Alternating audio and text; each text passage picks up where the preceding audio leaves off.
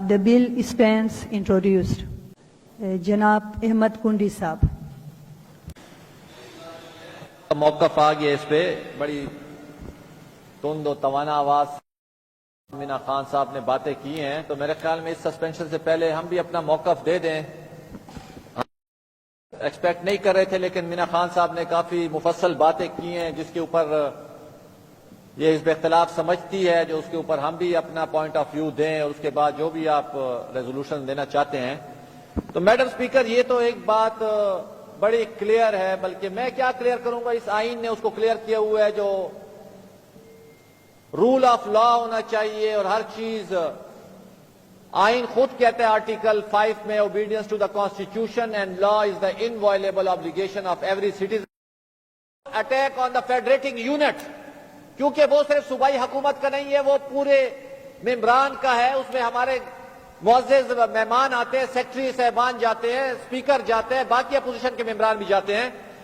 صوبائی حکومت کی غفلت تھی, ان کو چاہیے تھا یہ کیس باقاعدہ وہاں پہ جاتے, اپنا ایف آئی آر لانچ کرتے, اگر نہ بھی ہوتا تو کم از کم وہاں پہ اپنا ریکارڈ جمع کرتے, لیکن انہوں نے نہیں کیا.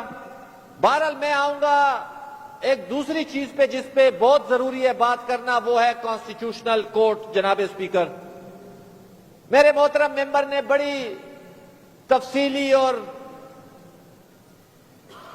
وسیع تناظر میں بات کی ہے. جناب اسپیکر, یہ ڈسکشن بہت ضروری ہے, یہ کانسٹیٹیوشنل کورٹ کی ضرورت آج کیوں پیش آ رہی ہے. اور الحمدللہ مجھے فخر ہے اپنی جماعت پہ, ہم نے جو چیز پروپوز کی ہے وہ ہم نے باقاعدہ سوشل میڈیا کے ذریعے پورے پاکستان کو ہم نے تشہیر کر دی ہے. جس کے اوپر کوئی رائے دینا چاہتا ہے, اختلاف کرنا چاہتا ہے, اتفاق کرنا چاہتا ہے, وہ اس کے اوپر کر سکتا ہے, ہمیں تجاویز بھی دے سکتے ہیں. لیکن سوال پھر وہی آتا ہے, کانسٹیٹیوشنل کورٹ کی ضرورت کیوں پڑی. 2006 میں بھی یہ میثاق جمہوریت میں ہے, ہماری جماعت کے ہر انتخابی مرحلے میں یہ ہے. جناب اسپیکر, اس ہاؤس میں نے اکثر بات کی ہے, 70 کے بعد پشاور ہائی کورٹ بنا ہے. یہ میں معزز ممبران کو بھی بتانا چاہتا ہوں, جو پتہ نہیں یہ کوئی خدا کا نظام تھا یا انسانی نظام تھا, 70 سے لے کر 2024 تک تقریباً کوئی 55-54 سال ہو گئے ہیں. خیبر پختونخوا کا chief justice of supreme court صرف 1 سال کے لیے ناصر الملک صاحب آئے, 1 سال کے لیے. یہ کوئی خدائی قانون نہیں تھا جو سپریم کورٹ میں ہمارا چیف جسٹس نہیں آئے گا. بنگالیوں کے ساتھ بھی یہی مسئلہ ہوا تھا. 1949 میں فیڈرل کورٹ بنی تھی اور 1969 حمود الرحمان تک 20 سال میں 18.5 سال مغربی پاکستان کے ججز اور چیف جسٹسز آتے رہے. چیف جسٹسز, آپ کا پہلا چیف جسٹس جو آیا فیڈرل کورٹ کا میاں عبدالرشید, آپ کا دوسرا چیف جسٹس جسٹس منیر تھا, تیسرا کچھ عرصے کے لیے آیا, چوتھا اے آر کارنیلیس تھا. اس کے بعد بنگالیوں کو ہم نے 20 سالوں میں صرف 1.5 سال چیف جسٹس کرنے دی, 18.5 سال مغربی پاکستان کرتا رہا. یہی وہ فالٹ لائنز تھی جس کی وجہ سے ان میں ایک عدم مساوات کی بو آتی تھی ان کو.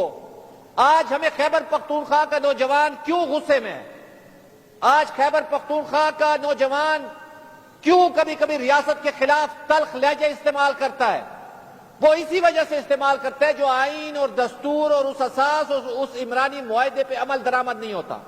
ہماری جوڈیشری میں وہ مقام نہیں ہے جو اس فیڈریٹنگ یونٹ کو ہونا چاہیے, جس کے لیے پیپلز پارٹی نے پروپوز کیا ہے وفاقی آئینی عدالت, جس میں تمام وفاقی اکائیوں کے برابری کی بنیاد کے اوپر ججز ہوں گے اور چیف جسٹس 3 سال کے لیے آئے گا اور بائی روٹیشن ہوگا, تاکہ ہر وفاقی اکائی کو برابری کی بنیاد پہ آئینی وفاقی عدالت میں حصہ مل سکے اور اس کی بات سمجھ سکے.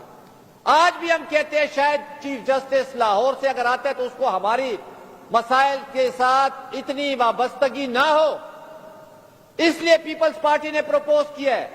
اور دوسری وجہ یہ بھی ہے, جو لوگ آمروں کی طاقتوں سے آتے ہیں, جو لوگ آمرانہ ذریعوں سے آتے ہیں, ان کا بھی راستہ روکا جائے. جناب اسپیکر, میں سبجیکٹیولی بات نہیں کرتا, لیکن مجھے بتائیں کس چیف جسٹس نے عامر کا راستہ روکا, اور ہر عامر یہ حلف اٹھاتا ہے that I will preserve protect and defend the constitution. کیا ایوب خان کا راستہ کسی نے روکا؟ جسٹس منیر نے. کیا ضیاء الحق کا راستہ کسی نے روکا؟ دوراب پٹیل تھے, انہوں نے انکار کر دیا اور وہ گھر چلے گئے. کیا جنرل مشرف کا راستہ چیف جسٹس افتخار نے روکا؟ کوئی بھی چیف جسٹس بدقسمتی سے اس ملک میں کسی عامر کو رکاوٹ نہیں دے سکا. ہم یہی چاہتے ہیں وفاقی آئینی عدالت, اس پہ سے حاصل گفتگو ہونی چاہیے, اس پہ مکمل بحث ہونی چاہیے جو ہم کیا چاہتے ہیں. اور یہ وفاقی آئینی عدالت کوئی صرف پیپلز پارٹی نہیں کر سکتی. میرے معزز ممبر کو شاید یہ پتہ نہیں ہے جو ہم اس پہ کنسنسس بلڈ کرنا چاہتے ہیں. میں آج بھی دعوے سے کہتا ہوں اگر 18ویں ترمیم پیپلز پارٹی 2010 میں نہ کرتی تو آج شاید اس ریاست کی جغرافیہ شاید اس طرح نہ ہوتی. ہم نے 18ویں ترمیم کر کے کنسنسس بلڈ کر کے 7th NFC ایوارڈ کر کے اس ریاست کی فالٹ لائنز کو ختم کیا اور اس صوبے کو ہم نے وہ حقوق دیے, اس صوبے کو شناخت دی. آج بھی اگر ہم نے صوبے کے اگر آپ بجٹ نکالے تو سب سے زیادہ 7th NFC ایوارڈ میں حصہ ہم نے تمام صوبوں کو وفاق سے ان کا حصہ کاٹ کے صوبوں کو دیا. And that was due to the 18th amendment. اور الحمدللہ ہمیں اس پہ فخر ہے. آج بھی ہم وہی وفاقی آئینی عدالت چاہتے ہیں with the consensus of all the political party. اور ابھی پولیٹیکل پارٹی بیٹھی ہیں, گیو اینڈ ٹیک ہوگا. اور مجھے یقین ہے اس ملک میں جوڈیشل ریفارمز کی ضرورت ہے اور انشاءاللہ تعالی لوگوں کو اگر ہم نے ریلیف دینا ہے تو اس جوڈیشل ریفارم پہ ہمیں عمل درآمد کرنا پڑے گا. میں آخر میں میڈم سپیکر آپ کا بہت مشکور اور ممنون ہوں. جو حکومت کی طرف سے موقف آیا تھا اس پہ ہمیں اپنا موقف دینا ضروری سمجھتا تھا. آپ کا وقت دینے کا شکریہ. تھینک یو کنڈی صاحب.